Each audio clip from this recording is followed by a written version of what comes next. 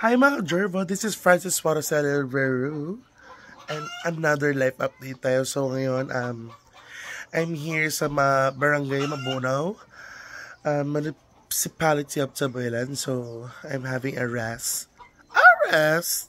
So i-visit natin yung farm. Hindi pa ako lumaki sa farm. Char. So here, sa una, bumili ako ng Rhode Island Red. So ko sanang mag-layers ng egg na color brown, mga decaled brown. So, ang laki na, mukha na silang dragon. Diba, mga ka-Jerbo? Ang laki nung ng papa. Ng Jerbo na yan. Nangingitlog na ba yung mga natin, mga inahin natin dyan for today's video? Diba? Yan. Kagabi dumating ako at nagpakatay ako ng native. Ang sarap. Nagtinola kami ng native. Kailangan mag-Jerbo na kayo ha. At mangitlog na tayo.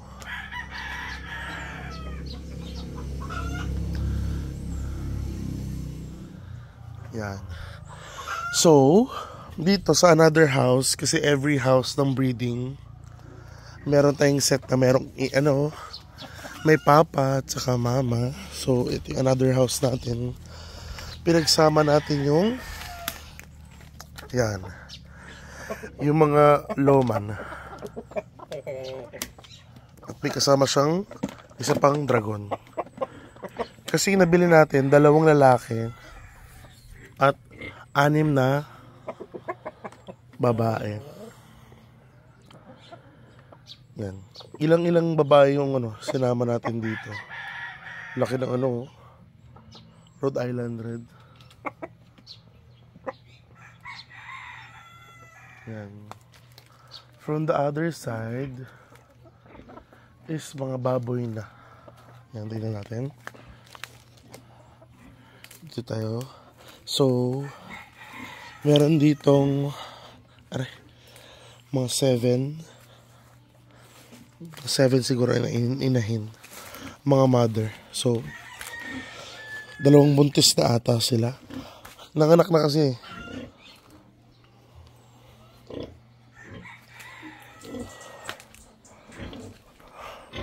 Yan, buntis na ata si Omega. So ito yung 6. Yan. Hi babies. Ganito. Imagine mo may maliit to. Yan. Hi babies. Yan. Mahapit na yung pesta. Alam niyo na saan na kayo papunta. Kaya dapat between 2 weeks lumaki na kayo.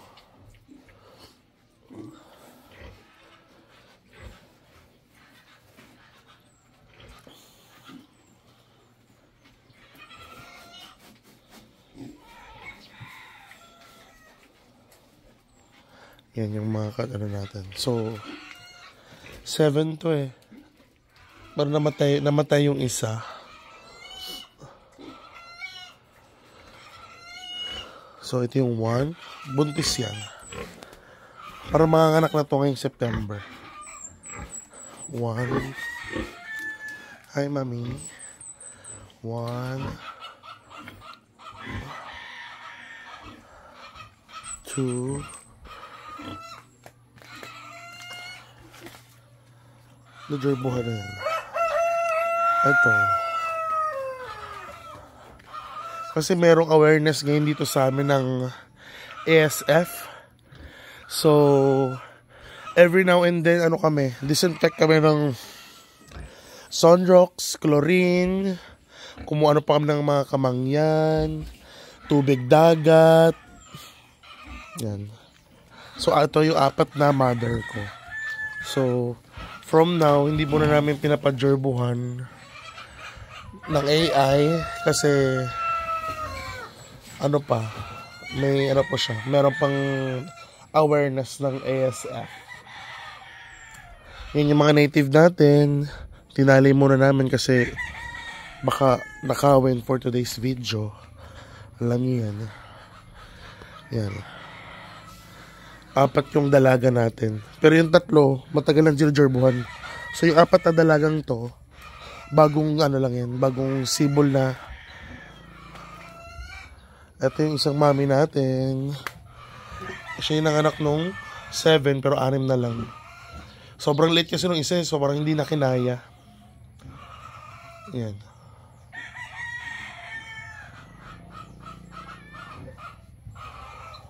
Pero kalbame. Gising pa naman. Akala ko hindi nagising eh. So, meron pa tayong mga plans that sa pababang yan, yung sa part na yan. Magdagdag tayo ng mga another. Imagine mo kung yung 7 na inahin mga anak, saan natin ilalagay for today's video. Hindi natin alam kung saan ilalagay natin yung mga babies. So, unti-unti tayo mag-i-invest through agriculture, hog raising. Kasi mag-ano rin ako ng bantres yung 45 days. Dyan natin yan sa baba ipopwesto para lahat ng deposit. Deposito? Kala mo talaga pera hindi na deposito. Yung dumi po, papupunta po sa pababa. So dito is a timberland na show. Yan po, ang dami po pong mga ano dito. Mga native. O, tinan mo. Ito po, may isa tayong isang case na tinutukwa yung butas ng yung paitlogan nila. Kaya, bakit may itlog dun, no? Itlog ba yun ang bato? Yan. Yung mga native po natin. So, papasok tayo sa bahay ni Kuya, sa PBB. Ito yung layer house ko. Nagawa-gawa lang. Wow. Teren. First time ko pumasok dito kasi usually pinapabidyohan ko lang. Aray. Hi babies. Ngayon lang pumasok dito sa layer house natin.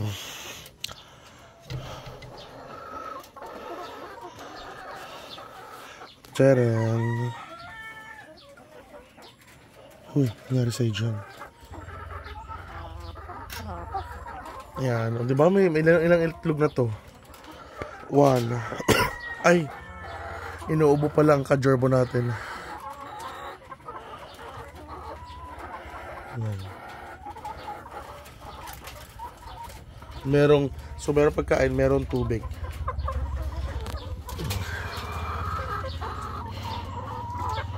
Ilan yung itlog? 3 sa baba. 7, 8, 9. For this morning lang yan ha. Baka nang itlog na yan kaninang umaga. Uy, may 2 pa doon oh. Ilapit siguro natin. Kasya ba yung kamay ko? Baka tukain ako. Ang init pa ng itlog day. So 11 na. Nagro-rolling sila. Ang dami pa oh. Pak.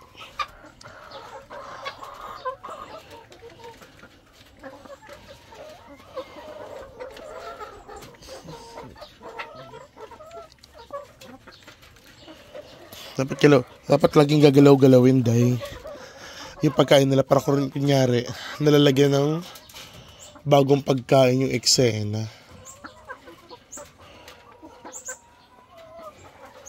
Ay, ang dami pa palang itlog doon, oh. Ay, ang laki. 4 sila sa isang cage. Yung iba 3, 4. Yung iba kasi tinitira ng yung paitlogan. Kaya, ayun. Yun ang eksena natin.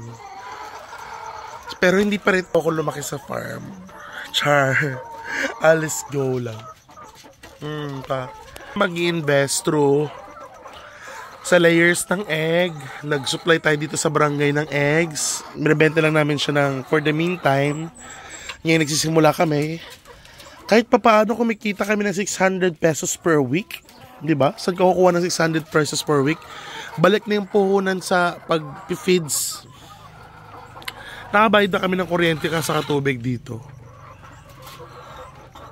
Diba? Eksena. Ang mga agrikultura natin. Maiingi lang sila for today's video. Ayan, oh. Sino nagsabi mag-ingay ka dyan? Ay! Baka naiirita sa atin mga ka-gerbo. So, exit na tayo. Sige, punta-punta ka dito, hindi ka naman nagpapakain. Charot! Yan, marami pang mga eksena dyan sa baba. Nagpapagardening ako.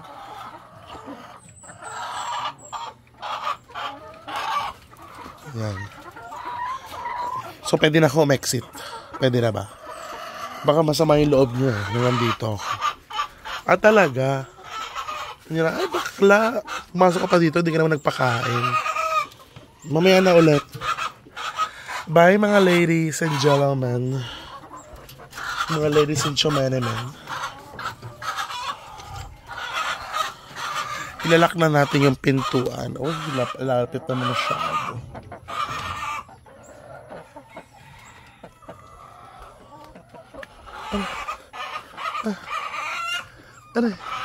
So di magpapaplans pa tayo dyan kasi gusto ko na maraming patubo o loko.